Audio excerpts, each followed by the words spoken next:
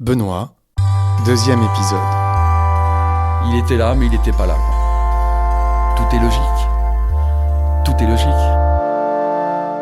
3, 2, 1. Et ce petit frère alors ?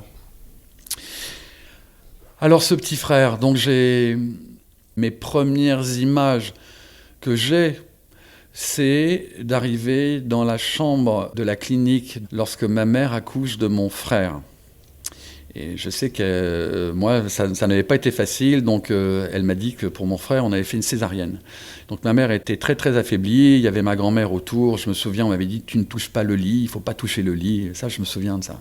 Il ne fallait pas toucher le lit parce que les vibrations, voilà. Et ma mère, voilà. Et il y avait ce petit bout qui venait de naître, mon petit frère, qu'ils ont appelé Mathieu. J'ai vécu une enfance, comme deux garçons. Deux garçons. Moi, très blond, lui, très roux. Très roux. Mon frère était très rouquin. C'était un poil de carotte avec des taches de rousseur. On a tout fait ensemble parce qu'on était à un âge forcément entre... moi, j'avais donc 4-5 ans. On était ensemble. On partait donc en vacances ensemble en famille. On était des bons nageurs. On aimait bien nager dans la mer. Mon frère était bon nageur, moi aussi. On a fait toutes les bêtises de tous les gosses à la maison. On rend nos parents complètement fous. On joue à tout, à n'importe quoi. Donc, on était très, très unis. On était frères, voilà. Et on aimait les mêmes choses. Je me souviens de spectacles de marionnettes qu'on faisait tous les deux dans sa chambre. Je me souviens voilà, j'ai plein de petits souvenirs avec lui, du frère. On a appris à nager, moi en premier, lui après. On a appris à faire du ski. Et donc chaque année, on allait au ski.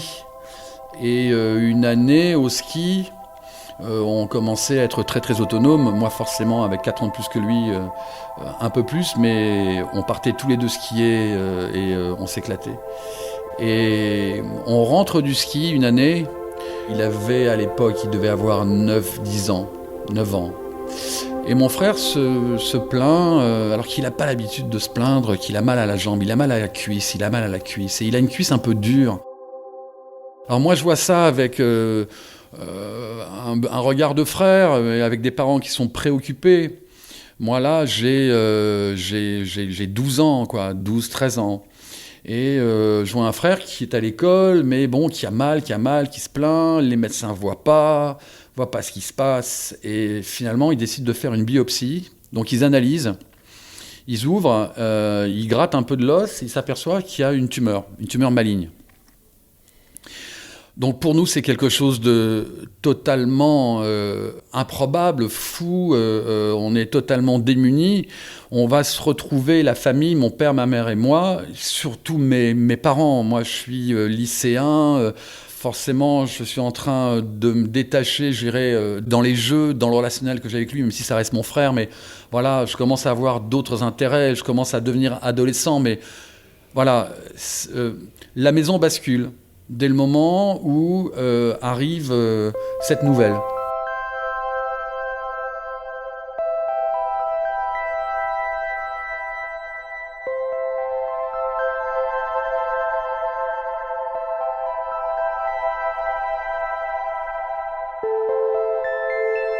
Et donc on fait des rayons. On fait des rayons, Institut Curie. Ça commence et ça va durer longtemps, puisque un jour on dit c'est plus possible, il va falloir amputer.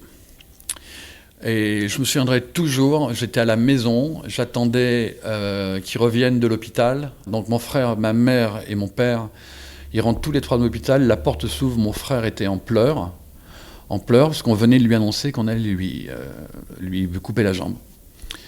Voilà, et ça je le vois encore, quoi. C'est bon.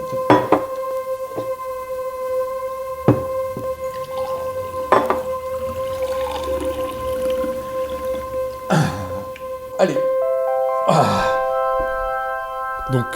Donc c'est pas facile pour toi de raconter ça. C'est pas facile de raconter ça parce que forcément les souvenirs reviennent et donc voilà, c'est toujours très émouvant.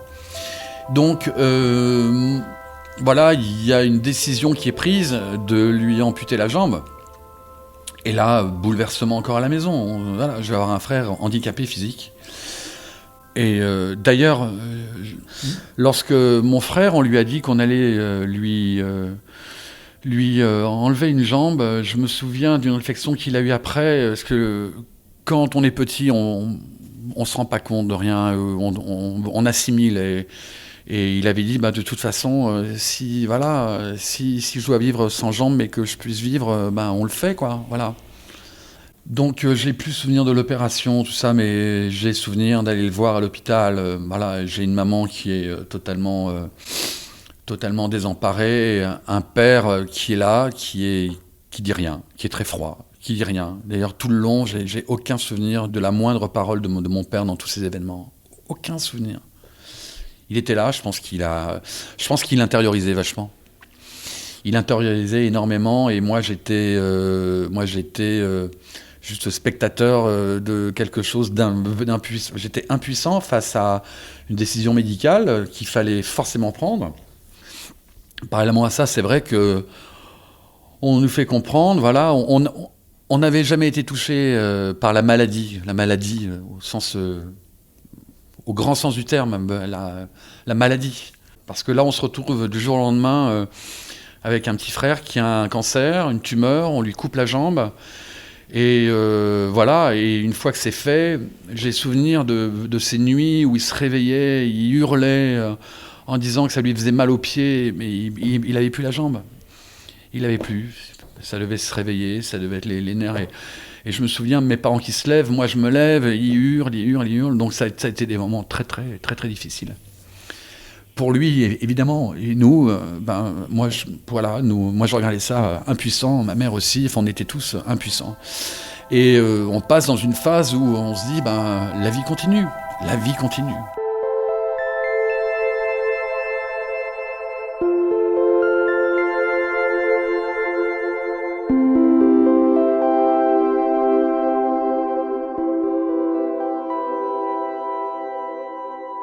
Donc on commence à vivre, mes parents surtout, parce que moi parallèlement je vis une autre scolarité, mais mes parents, ma mère passe son temps à l'hôpital avec mon frère, puis après arrive la phase de la rééducation avec une jambe artificielle.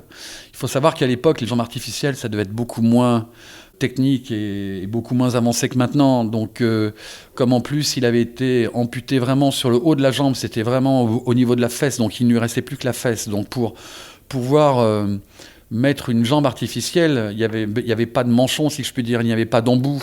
Donc, il avait une coque qui lui prenait la fesse avec une ceinture, qui lui permettait d'avoir une jambe en mousse, voilà, qui lui permettait d'avoir une assise, il pouvait se tenir debout, bien entendu avec difficulté, avec des cannes. Et aussi, on a vu rentrer un nouvel élément dans notre habitat, c'est une chaise roulante, quoi. Et voilà, et la chaise roulante, quand on a cet âge-là, et moi aussi, c'est comme un jeu. Donc on s'amuse avec une chaise roulante, c'est comme une voiture. On s'amuse, moi je la prends, je fais de l'équilibre dessus, voilà, parce qu'on est dans une inconscience aussi. Et puis il y a des moments donnés où on reste jeune, donc on s'amuse avec mon frère, on fait des courses, il est dedans, je cours, voilà. Mais on apprend à vivre avec un petit frère handicapé, avec tous les aléas de la vie, avec des côtés très innocents où il me dit c'est bien, comme ça on passe devant dans les files d'attente, donc c'est cool. Au cinéma, on passe devant tout le monde, on est prioritaire sur plein de trucs. À l'époque, on allait voir du tennis. Mon frère joue au tennis, et donc après, il ne pouvait plus jouer au tennis. Donc, on allait à Roland-Garros, et avec la chaise roulante, on arrivait à rester dans les couloirs. Bon, c'est un autre temps, tout ça, mais on avait vu des matchs superbes, et en plus, grâce, malheureusement, à lui, à des places exceptionnelles. Et la vie continue.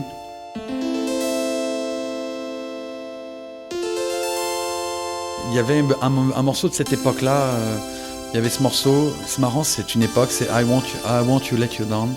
I want you let you down. Na, na, na, na, na. J'ai plein de morceaux comme ça de cette époque-là. On avait des 45 tours, des 33 tours. Voilà. Tout de suite, on tombe dans un autre univers, l'univers de médicale avec des gens avec des parcours de vie qui sont pas comme les nôtres, mais on est tous rassemblés pour échanger avec des accidentés de la route, avec des gens qui ont aussi des jeunes qui ont eu des tumeurs, à qui on a amputé un membre. Et il se lie des amitiés. Mon frère fait connaissance de plein de jeunes comme lui. On découvre un monde que l'on ne connaît pas. Moi, je suis moins présent là parce que voilà, je suis lycéen, j'essaie d'avoir une scolarité à peu près normale, mais bon, voilà, j'en fais moins, je travaille moins, je pense que forcément on est un peu perturbé par ce qui se passe à la maison. Et je redouble, voilà, mais voilà, on se laisse un peu plus aller, quoi. Et donc mon frère rentre en 6e avec sa prothèse. Et il est content parce qu'il y a un ascenseur et lui, il a le droit de le prendre et pas les autres écoliers. C'est des petits privilèges comme ça, voilà, mais on se contente de ce qu'on a. Mais des fois, il y a des escaliers à monter et il s'essouffle beaucoup et ça commence à être douloureux. Donc on repart en examen et là on s'aperçoit que la tumeur n'a pas été enlevée, quoi. Elle a été enlevée mais ça s'est propagé et c'est monté au poumon. Donc rebelote le parcours Curie, Institut Curie, les chimiothérapies. J'en ai pas parlé avant mais forcément il y avait des chimios, les pertes de cheveux, les vomissements, enfin une vie... Voilà, mon frère, il a fait la 6e et après, il est plus retourné à l'école. Je crois qu'il a commencé vaguement en 5e. C'est un peu flou toute cette période, mais voilà, j'ai plutôt souvenir de ma mère qui passe sa vie à l'hôpital et à l'Institut Curie, à aller, à passer toutes ses journées avec lui. Parce que là, on attaque le dur, quoi. C'est-à-dire que les chimiothérapies, pour un enfant, c'est violent, c'est compliqué, c'est... Voilà, et il tient, mais jusqu'au jour où il faut opérer. Donc on opère, on enlève un lobe de poumon. J'ai souvenir de ces 2 énormes cicatrices dans le dos. Et puis ça suffit pas. Et puis à un moment donné, on renlève un bout. Et puis au bout d'un moment, on peut plus, quoi. On peut plus. Donc voilà. Donc mon frère est mort à la maison, dans son lit. Voilà.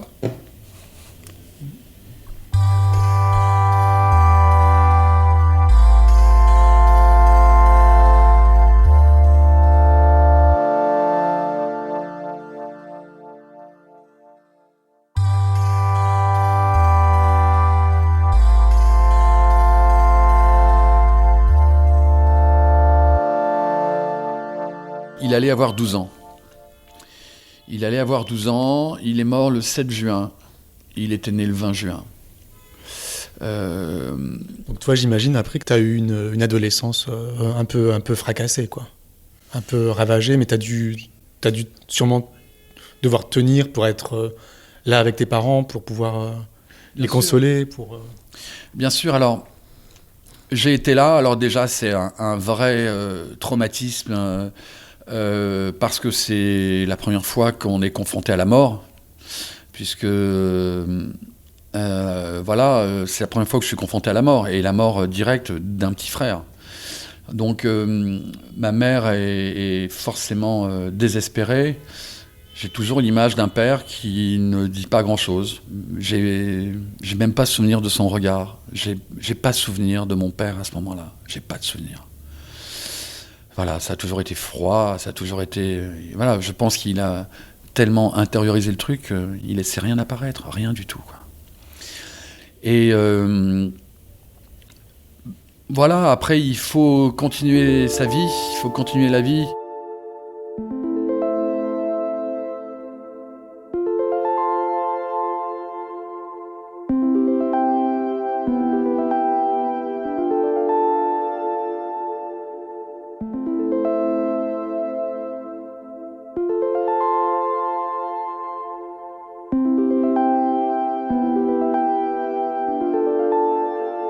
À suivre.